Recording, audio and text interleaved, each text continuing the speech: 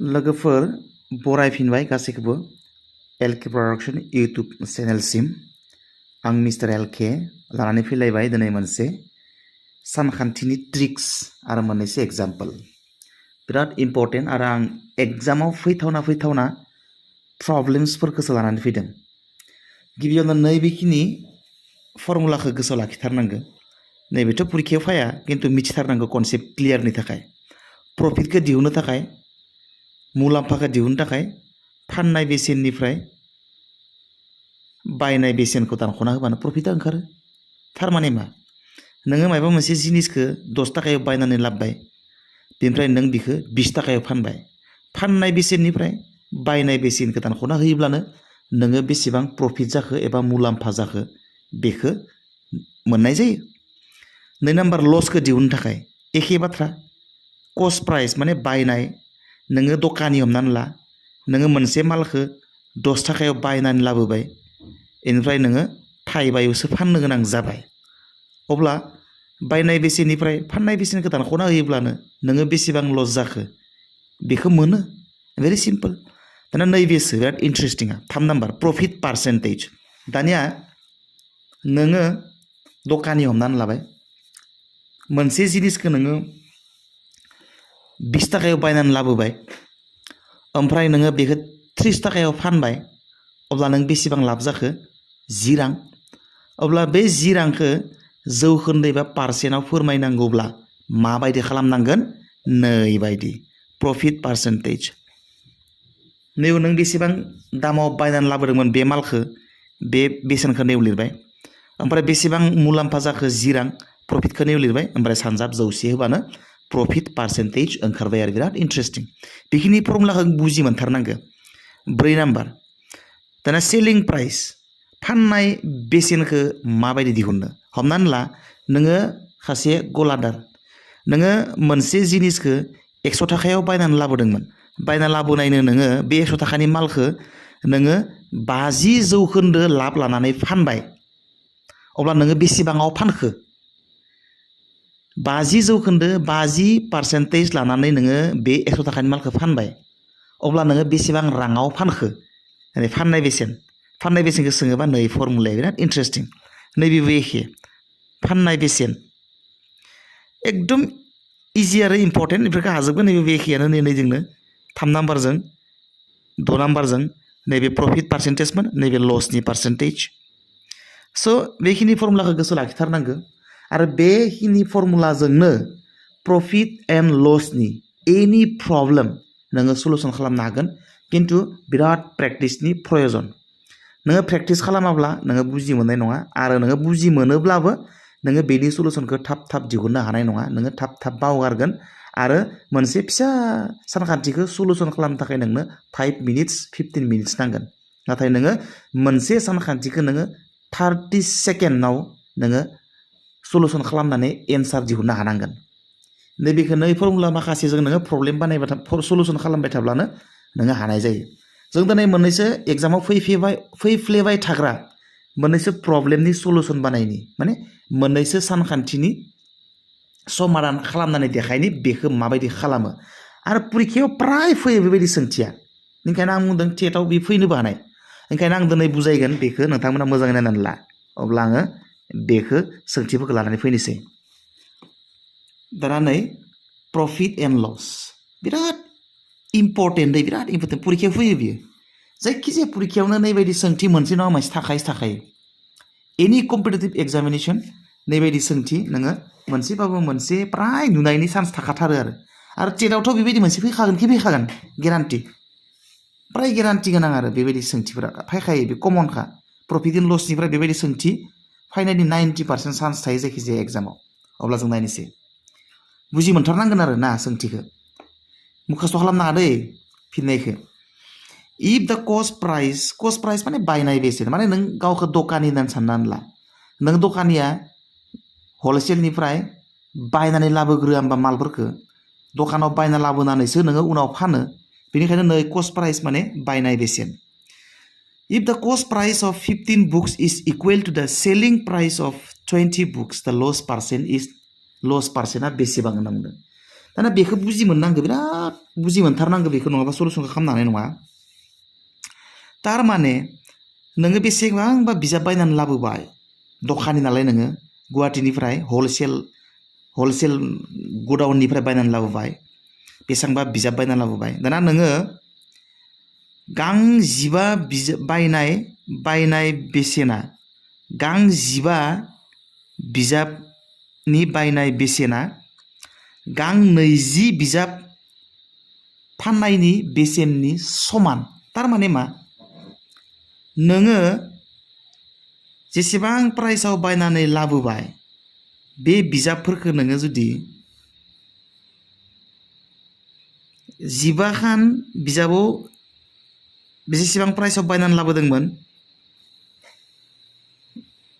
बे 15खौ फानजोबोबाथाय मुलानो फैया थारमाने गां 15 बिजाब फानोबा नोङो जेसेबां प्राइसआव बायनानै लाबोदोंमोन बेयाव नोङो मा बायना लाबोनायनि उनाव नों गां 15 बिजाबखौ फानोबा नोंनिया मुलानो फैया खिन्थु नोङो आरो गां 20 खान बिजाब फानोबासो नोंनिया मुल फैयो थारमाने अब्ला बियो लस जादोंना जायाखै गांबा बिजाब हमना ला 15 खान बिजाब बायना लाबोदोंमोन बियो ओमफ्राय दखानाव बायना लाबोना दाना फानोबा खिन्थु मा बे गां 15 बिजाबखौ फानोबा बिना लाबानो जाया खिन्थु गां 15 बिजाबखौ बायना लाबोनायाव 17 फैसा खरस जादोंमोन बेखिनिखौ मोननो थाखाय बियो 20ता बिजाब फाननो गोनां जायो थारमाने अब्ला बियो गांबा बिजाबनि लस जाना दंना गैया गांबा बिजाबनि बेसेनाव जिमान लायो बेखिनिखौ बियो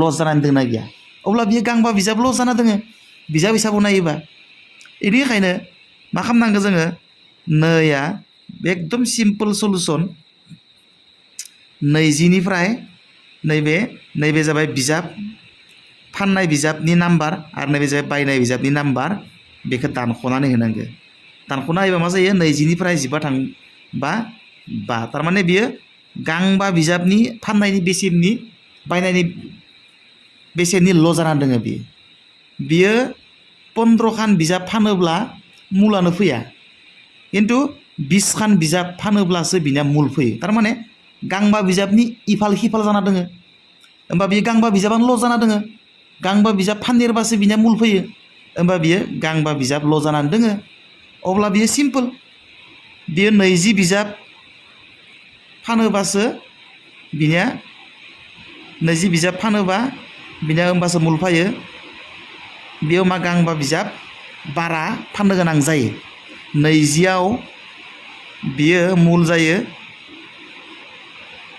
माने गांबा बिजाब बांद्राय होनाया गांबा बिजाब बांद्राय फाननायावसो बिनिया मुल फैयो अबा नैबायदि लिरनांगौ इखौ 20/5 ओमफ्राय सानजाब 100 जौखोन्दो दिहुननांगौबा 100 सानजाबफानांगौ दाना दानलायदो लाथिख' दाना थांबाय ओमफ्राय 20खौ 2 रानबाथाय 5 ओमफ्राय सिङाव जेबो गैला सायाव 5 थाबाय 5 सानजाब 5 25 थारमाने 25% बियो लस जादों आरोखि लस जायो नङा होमबानिया गां 15 बायनाय बेसेना गां 20 फाननाय बेसेनजोंसो समान माने गांबा आरो खायसे बुजिनो नाजा 15 खान बिजाब फाननायाव बिनिया मुलानो फैया 15 खान बिजाब बायना लाबोनायाव जेसेबां दाम थांदोंमोन बिखौ फिन फानफिननायाव बिनिया मुलानो फैया आरो गांबा बिजाब फानदेरबावबासो बिनिया मुल फैयो थारमाने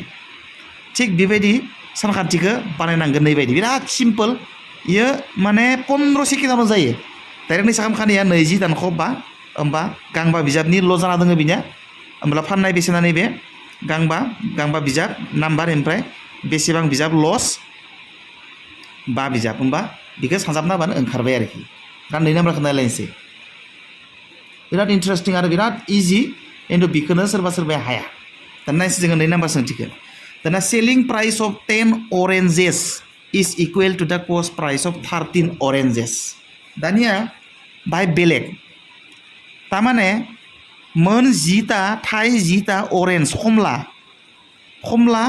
फाननाया थाइ 13ता कमला बायनायजों समान माने नै थाइ 10टा कमला फानोब्लानो बिना मा जायो 13टा अरेन्ज बायनायजों समान जायो तारमाने हमना ला 13टा अरेन्ज बायना लाबोदोंमोन बियो 13टा अरेन्ज बायना लाबोदोंबा 13टा अरेन्ज बायनायाव बिनियाव जेसेबां फैसा खरस जादोंमोन बिखौ बियो 10टा फाननायावनो मुला फैजोबो बिनिया अबा बियो थाइथाम आपेलनि लाब जाना दंना गैया नैया थाइथाम आपेलनि लाब जाना दङ बियो मानो होनबा मोन 13टा कमला अरेन्ज बायना लाबोदोंमोन ओमफ्राय बे मोन 13टा अरेन्ज बायना लाबोनायाव जेसेबां फैसा खरस जादोंमोन हमना ला 100 थाखा बिखौ मोनफिननो थाखाय बियो मोन 10टा बा थाइ 10टा आपेल फानोबानो बियो मुलखौ मोनो अब्ला बियो आरो थाइथाम आग्लायबाय बे थाइथामखौ फानोबा आरो लाब मोनगोन बियो होमबा थाइथाम आपेलनि लाब जाना दङना गैया बियो जानानै दोङो बिनिखायनो बिखौ लिरनांगौ माबायदि नैबायदि अब्ला बियो थाइथाम आपेलनि लाब जानानै दोङो दा बिखौ खालामनांगौ दहायनि बायदिनो भेरि इजि आरो इन्टारेस्टिंबो नैया 13 दानख' 10 माने थाइथाम अरेन्जनि लाब जाना दोङो थाइथाम अरेन्जखौ फाननायाव जेसेबां फैसा मोनगोन बेखिनि गासैबो लाब बिनिया मानो होनबा बियो 13टा आपेल बायना लाबोदोंमोन ओमफ्राय मोन 10टा आपेल फानोबानो बिनिया मुल फैयो होमबा आरो बाखि थाइथाम दंबावोसो बिनिया बे थाइथामखौ फानोबा जिमान फैसा मोनगोन गासैबो लाब गाजा बेनिखायनो नैया 13 दानख' 10 थाइथाम लाब बेनिखायनो सेलिं बेसेबां सेलिं 10 सेलिंनि सायाव दिहुननांगौथ' नैया 10 अरेन्जेस सेलिं ओंखायनो बेबो सिम्पोल नैया 10टा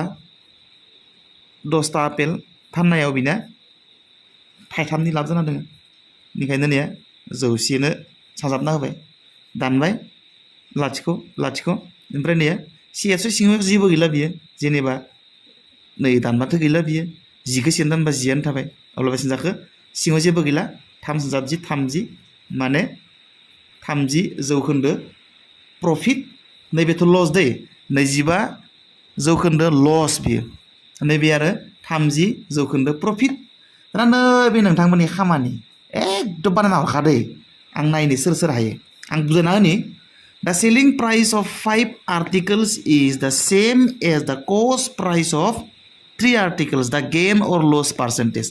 लाब जादोंना लस जादों लाब जादोंबा बेसेबां पार्सेन्ट लस जादोंबा बेसेबां पार्सेन्ट बेखौ सोंदों आं बाहाय बुजायना होनि जेनेबा नैबे बिनिया मामोन आपेल थाइथाम आपेल बायनायनि बेसेना मायबा मोनसेमोन आरोखि बे थाइथाम आपेल बायना लाबनायाव जेसेबां खरस जादोंमोन फैसा बिखौ बियो बे थाइथाम आपेलखौ फानजोबोबा मुलानो फैया आरो बियो थाइनै बारा फानदेरनो गोनां जायो अब्लासो बिनिया मुल फैयो अब्ला बियो लस जादोंना लाब जादों आरो लस जादोंबा बेसेबां पार्सेन्ट लस आरो लाब जादोंबा बेसेबां पार्सेन्ट लाब जादों बेखौ दिहुनना हर सेना बादनो खमान बियो बेजोंनो खमानसै आरो नैजोंनो आरो खायसे बुजायबावनि थाइथाम आर्टिकेल माबा मोनसे मुवा आरो आर्टिकेल माने मोनथाम बेसादनि बायनाय बेसेना मोनबा बेसादनि फाननाय बेसेनजों समान माने मोनथाम जिनिसखौ बायना लाबोनायाव जेसेबां फैसा खरस जादोंमोन